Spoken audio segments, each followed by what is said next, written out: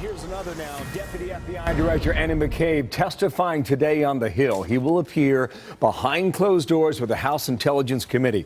One of the top questions today, those anti-Trump texts between FBI agent Peter Strzok and FBI lawyer Lisa Page. He was removed from Mueller's team several months ago. South Carolina Congressman Trey Gowdy leads the questions. He's with me now, sir. Welcome back and good morning to you. Yes, sir. What do you want to understand from Andrew McCabe today?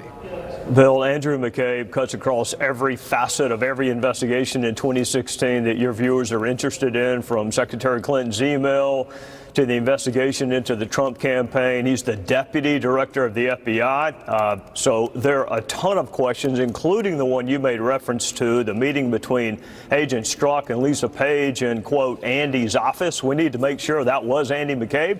And if they were coming up with a, quote, insurance policy in case Donald Trump won, that is devastating, and we're going to explore that at 2 o'clock today. Okay, now, here is that text that you just mentioned on screen for viewers.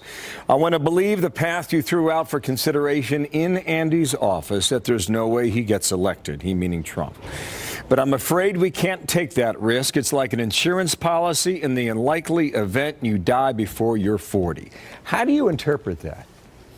The same way most reasonable people do, which is we think Clinton's going to win, but we can't take a chance if she doesn't, and we need an insurance policy. And what I hope is that insurance policy was not a counterintelligence investigation into the Trump campaign. You can't read that text in isolation, though, Bill. This was a level of bias that you rarely see, frankly. When Strzok said the vote should be 100 million to 0.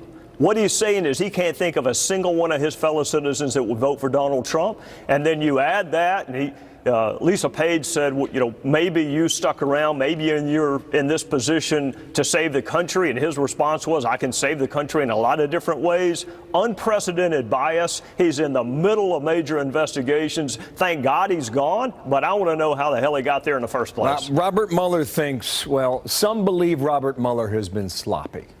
Do you think that's true, or is that just coming from the White House and others on the right?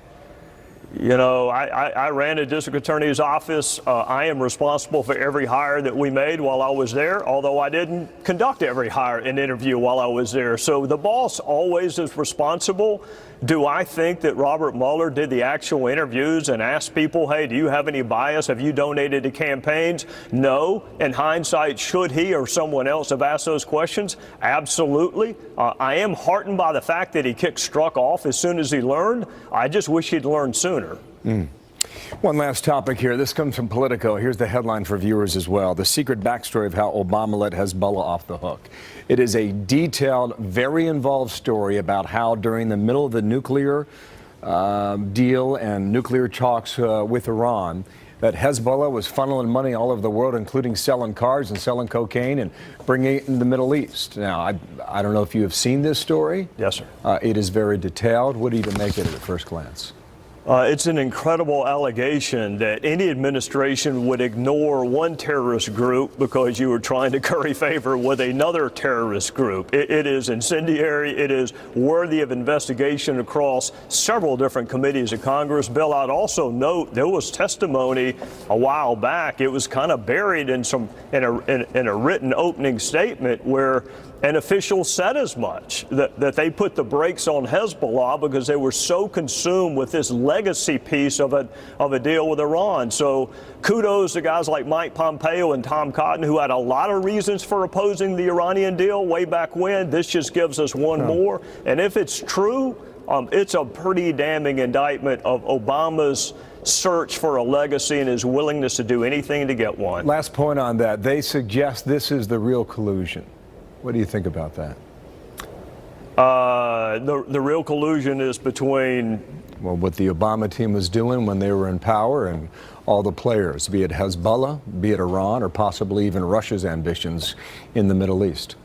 We're gonna need to. I don't want to base it off of a political story. Congress has vast investigatory powers. We need to look into it. The allegation is incredibly serious that you would ignore a group that's killing American soldiers and wreaking havoc around the world just so you can cut a deal with a country that no one trusts. It's an incredibly serious allegation. I want to unlike some of my Democrat colleagues, Bill, I want to wait until after the investigation to draw conclusions instead of doing it on the front end. Thank you, sir, for your time. 2 o'clock hearing Yes, sir. today behind closed doors. Trey Gowdy, the Republican from South Carolina. Thank you.